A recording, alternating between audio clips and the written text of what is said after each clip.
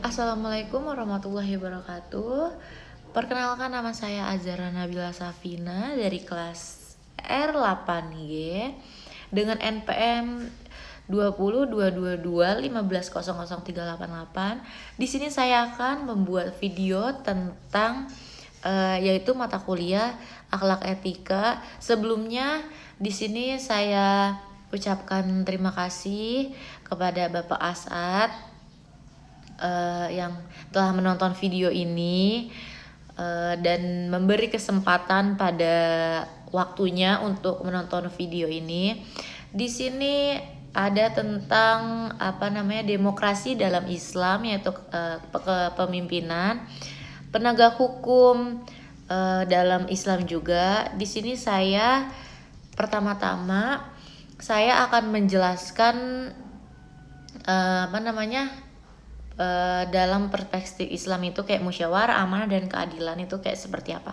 Jadi dalam perspektif Islam ini, demokrasi, kepemimpinan, dan penegakan hukum pada dasarnya bertumpu pada musyawarah, amanah, dan keadilan. Dan Islam tidak melihat kekuasaan sebagai hak mutlak manusia, jadi melainkan sebagai tanggung jawab di hadapan Allah dan masyarakat. Nah, di sini saya akan menjelaskan terlebih dahulu. Yang pertama yaitu ada demokrasi dalam Islam. Apa sih demokrasi dalam Islam itu? Jadi yang pertama, demokrasi dalam Islam paling dekat dengan konsep syura atau musyawarah, yaitu proses mengambil keputusan dengan mendengar pendapat bersama. Terus Al-Quran kan memerintahkan Nabi Muhammad untuk bermusyawarah dalam urusan bersama, yang menunjukkan bahwa partisipasi dan dialog adalah nilai penting dalam politik Islam. Nah, namun tetapi demokrasi ini dalam Islam tidak dipahami sebagai kebebasan tanpa batas.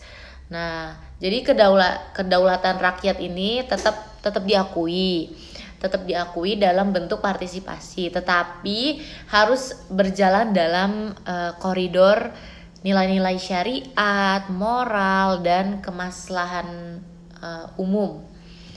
Dan di sini saya selanjutnya akan menjelaskan tentang kepemimpinan dalam Islam. Apa sih kepemimpinan dalam Islam? Nah, kepemimpinan dalam Islam ini adalah yang dipandang sebagai amanah. Biasanya nyebutnya amanah. Nah, tapi bukan sekedar jabatan. Jadi seorang pemimpin harus memiliki sifat adil, terus jujur, terus mampu dan selalu mengutamakan kepentingan rakyat gitu. Jadi karena ia kan pasti ini akan dimintai pertanggungjawaban kan atas apa yang dipimpinnya. Karena setiap orang kan pasti kan ada tanggung jawabnya, ada resikonya gitu. Jadi ya harus dilakuin juga gitu, kayak tanggung jawabnya, resikonya gitu.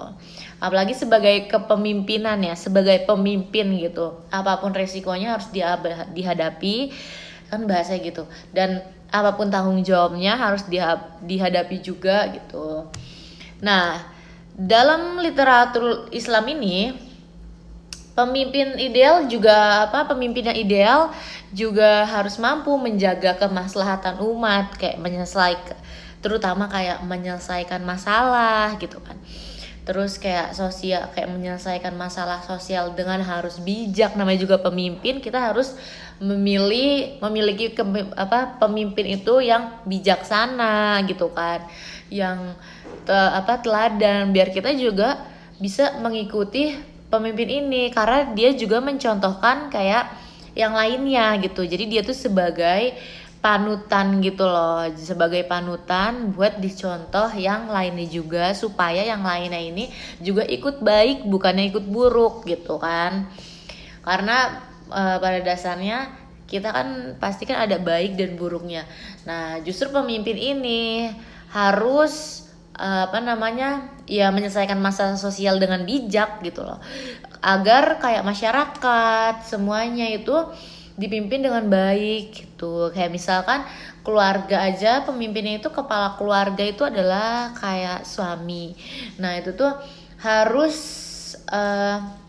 bahasanya kalau misalkan zaman sekarang anak muda Gen Z itu, bahasanya Gen Z itu kan harus harus memiliki suami yang jadi pemimpin yang baik gitu kan, karena kan bakal dicontoh kalau ini dalam pembahasan kehidupan sehari-hari ya, karena kan bakal dicontoh dengan istrinya, anaknya gitu. Kalau misalkan pemimpinnya nggak baik lah, nanti jadi nggak seimbang, maksudnya jadi jatuh, jadi ambruk gitu loh ya, gitu. Namanya juga laki-laki harus mencontohkan yang baik, apalagi perempuan juga kan pasti kan kalau misalkan laki-lakinya baik gitu, suaminya baik, pasti kan dia bakal ngikut baik juga. Apalagi kayak anak itu pasti kan mencontohkan orang tuanya gitu, gimana bapaknya, gimana pemimpinnya gitu kan. Nah itu contoh yang gampang dalam rumah tangga seperti itu. Nah balik lagi ke yang tadi menyelesaikan masalah sosial dengan bijak dan tidak menggunakan kekuasaan untuk kepentingan pribadi.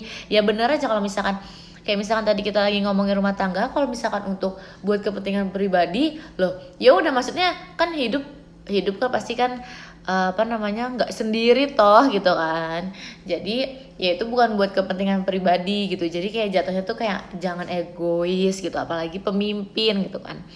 Nah, jadi karena itu kepemimpinan itu bukan tentang dominasi, tetapi tentang pelayanan dan tanggung jawab. Nah, tadi yang dibilang itu adalah tanggung jawab ya. Terus di sini selanjutnya ada penegakan hukum dalam Islam. Jadi apa sih penegakan hukum dalam Islam?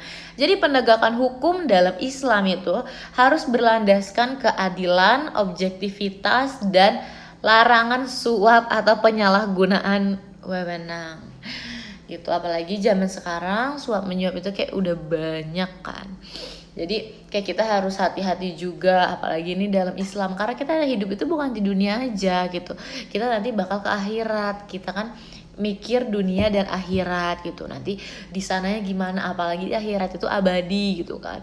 Jadi berbaik-baiklah kita selama hidup gitu loh, kan bahasanya begitu ya. Emang kalau seneng itu pasti di awal aja, tapi nanti akhir-akhirnya kesininya kan pas di akhirat ya, kalau misalkan kita dapat hukuman ya nggak seneng gitu, kalau disiksa ya nggak seneng lah gitu maksudnya. Maka kita menjalani hidup ini dengan baik gitu loh, karena kita juga harus mikir nanti di akhirat itu gimana gitu. Terus kayak hakim atau penegak hukum ini dituntut memuat perkara secara jujur, itu pasti, tidak dalam keadaan emosional, dan memberi kesempatan yang sama kepada para pihak yang berperkara gitu. Jadi Islam ini menempatkan hukum sebagai sarana menjaga ketertiban dan melindungi hak manusia. Karena itu hukum tidak boleh tajam ke bawah dan tumpul ke atas. Kan bahasanya gitu kan, pasti orang-orang selalu ngomong gitu. Jadi semua itu orang itu harus diperlakukan setara di hadapan hukum dan harus adil ya, seadil-adilnya gitu. Dan jadi antara intinya dari semuanya ini, hubungan ketiga ini, jadi ketiga konsep ini saling terkait, kayak demokrasi memberi ruang partisipasi, kepemimpinan mengarahkan dan mengelola.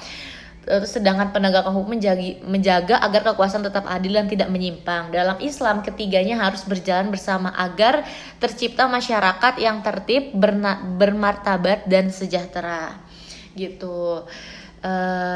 Itu aja presentasi video dari saya. Sebelumnya mohon maaf untuk Pak Asad kalau ada kata-kata yang salah, mohon maaf yang sebesar-besarnya. Semoga Pak Asad dan keluarga selalu diberikan kesehatan.